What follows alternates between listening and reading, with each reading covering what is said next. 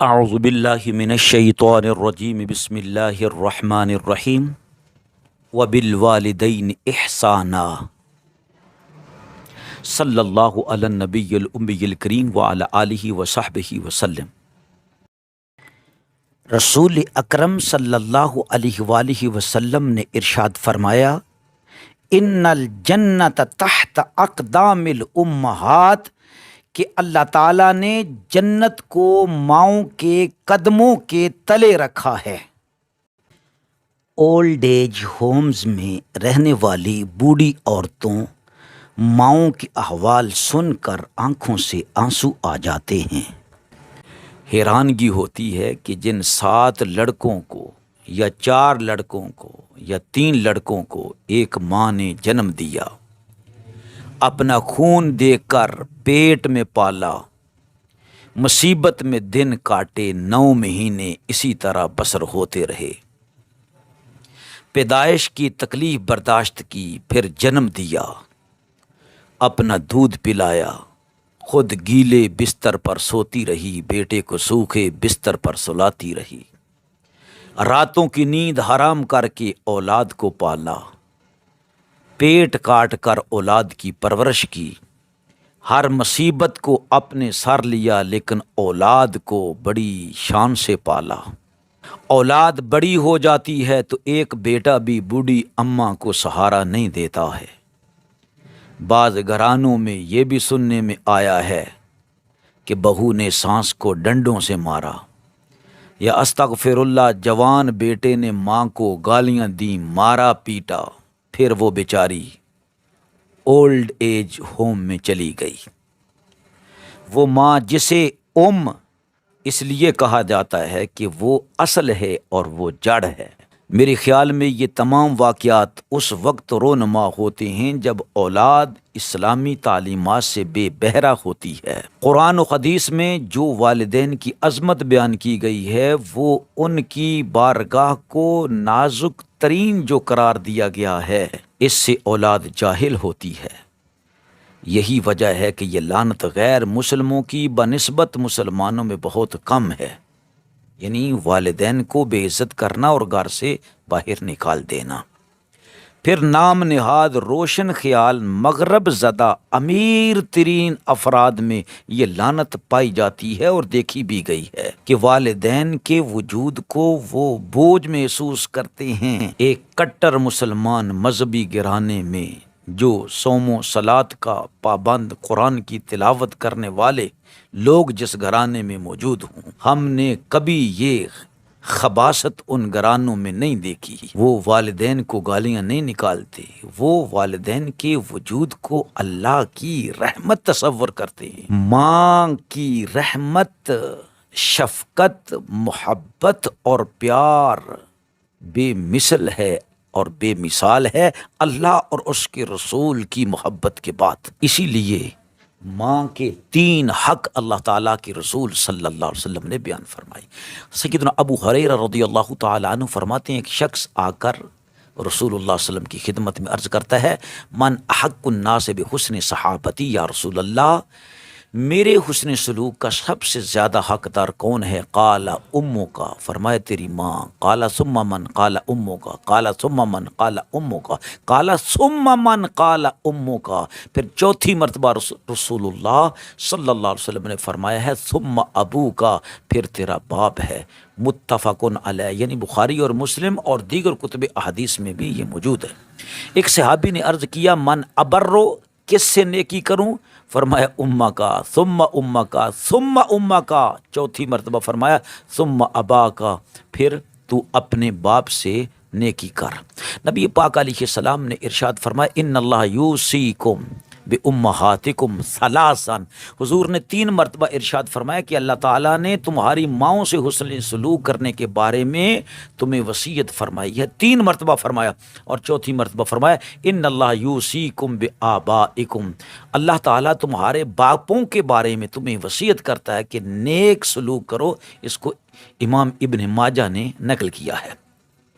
میرے سامعین، حاضرین، ناظرین، نبی اقدس صلی اللہ تعالی علیہ وآلہ وسلم کی بارگاہ میں ایک شخص حاضر ہوتا ہے عرض کرتا ہے اصبت ذنبا عظیما، یا رسول اللہ بڑا گناہ کر بیٹھا ہوں، فہل لی توبۃ، کیا میرے لیے توبہ ہے؟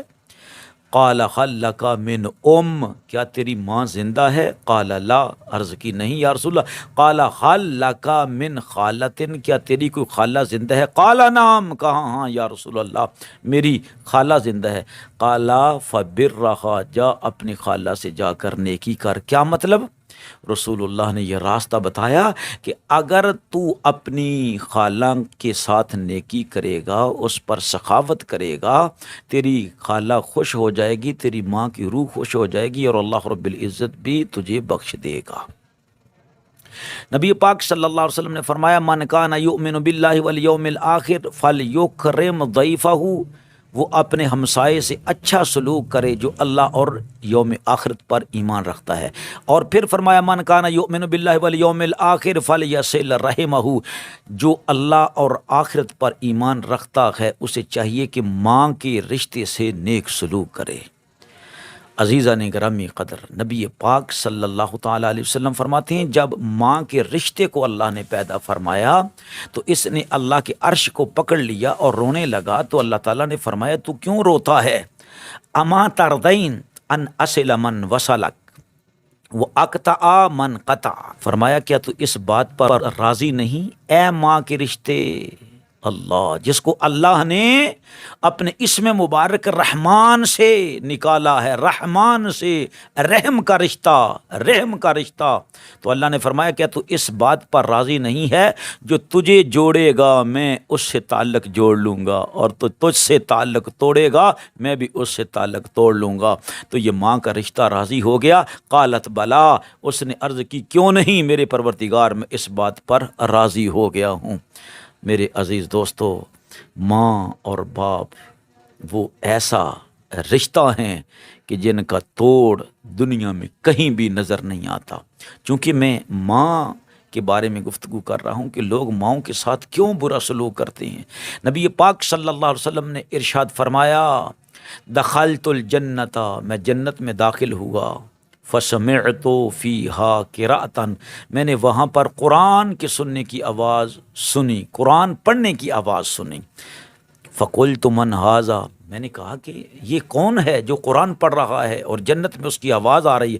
قالوا حارثۃ بن نعمان، عرض کی گئی یا رسول اللہ یہ آپ کا غلام حارثہ بن نعمان ہے، آپ کا صحابی۔ تو رسول اللہ صلی اللہ علیہ وسلم نے فرمایا صحابہ سے کذالک البر، کذالک البر، کذالک البر، نیکی کوئی کرے تو اس طرح کرے جس طرح حضرت حارثہ بن نعمان نیکی کرتے۔ وہ کیا نیکی کرتے تھے؟ رسول اللہ نے فرمایا وَكَانَ أَبَرَّ النَّاسِ بِأُمِّهِ، وہ اپنی ماں سے سب سے زیادہ، لوگوں کی بنسبت سب سے زیادہ نیک سلوک کرنے والا تھا۔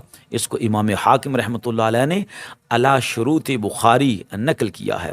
نبی پاک صلی اللہ علیہ وسلم فرماتے ہیں کوئی تم میں سے چاہتا ہے من سرہ ان یبسط علیہ رزقہ وینسا لہ فی اثرہ، کہ اللہ اس کے رزق میں اضافہ کر دے اور اس کی زندگی میں برکت ڈال دے، یعنی لمبی کر دے، تو فلیصل رحمہ، وہ اپنی ماں کے رشتے کا خیال رکھے۔ اس کو امام مسلم نے نقل کیا۔ فرمایا رسول اللہ صلی اللہ علیہ وسلم نے من بر والدیہ طوبی لہ زاد اللہ فی عمرہ، فرمایا جو نیکی کرتا ہے اپنے ماں باپ سے خوش نصیبی ہے اس کے لیے، مبارک ہے اس شخص کو، اور اللہ رب العزت اس کی عمر میں اضافہ فرماتا ہے۔